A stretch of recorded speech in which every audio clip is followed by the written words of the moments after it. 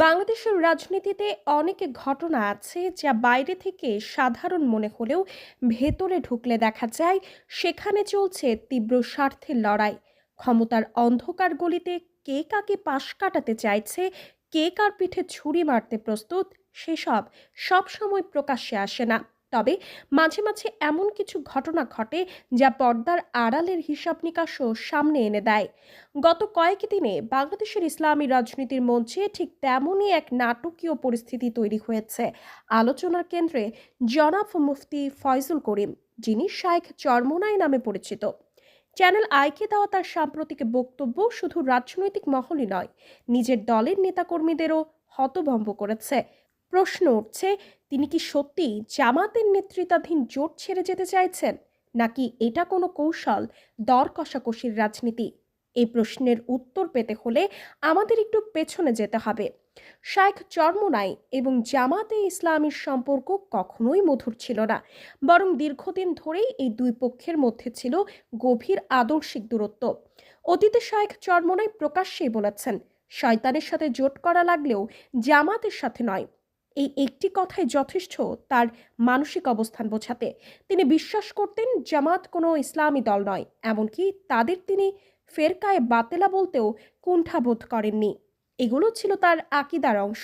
এখন প্রশ্ন হলো, যার বিরুদ্ধে সারা জীবন লড়াই করেছেন, যাকে ইসলামের শত্রু বলে চিহ্নিত করেছেন, হঠাৎ করে রাজনৈতিক বাস্তবতার কারণে তার সাথেই একই মঞ্চে দাঁড়াতে হলে মানসিকভাবে সেটা কতটা কঠিন? এটাই আসল সমস্যা। রাজনৈতিক বাস্তবতা হলো, বাংলাদেশের ইসলামী রাজনীতিতে জামাত এখনো সবচেয়ে বড়, সবচেয়ে সংগঠিত শক্তি। তাদের বাদ দিয়ে কার্যকর কোনো জোট সম্ভব নয়। এই বাস্তবতা শাইখ চরমোনাইকেও মেনে নিতে হয়েছে, কিন্তু মানসিকভাবে তিনি সেটা মেনে নিতে পারছেন না। এই না মানতে পারার প্রতিফলন আমরা বারবার তার কথায় ও কাজে দেখছি। একটা উদাহরণই যথেষ্ট। জামাতের আমির ডাক্তার শফিকুর রহমান যখন প্রথমবার চরমোনাই মাদ্রাসায় যান, তখন শাইখ চরমোনাইয়ের সেখানে থাকার কথা ছিল, নাম লিস্টেও ছিল, কিন্তু তিনি উপস্থিত ছিলেন না। উধাও। এটা কি কাকতালীয়? যারা রাজনীতি বোঝেন তারা জানেন এটা ছিল বার্তা, প্রতিবাদ, একই মঞ্চে থাকার অস্বস্তি। আরেকটা বিষয় লক্ষণীয়, ইসলামী আন্দোলন বাংলাদেশের আমির সৈয়দ রেজাউল করিমের সাথে জামাত আমিরের বহু হৃদ্যতাপূর্ণ ছবি আছে, কোলাকুলি, হাসি মুখে আলোচনা, যেগুলো ইসলামী ঐক্যের প্রতীক হিসেবে মানুষ দেখে আনন্দ পায়।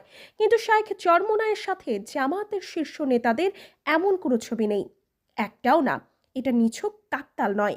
এখন আসি তার সাম্প্রতিক বক্তব্যে।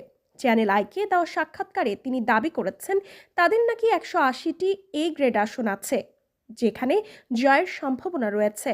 এই কথা শুনে রাজনৈতিক মহল তো বটেই, তার নিজের দলের লোকজনও হেসে উঠেছেন।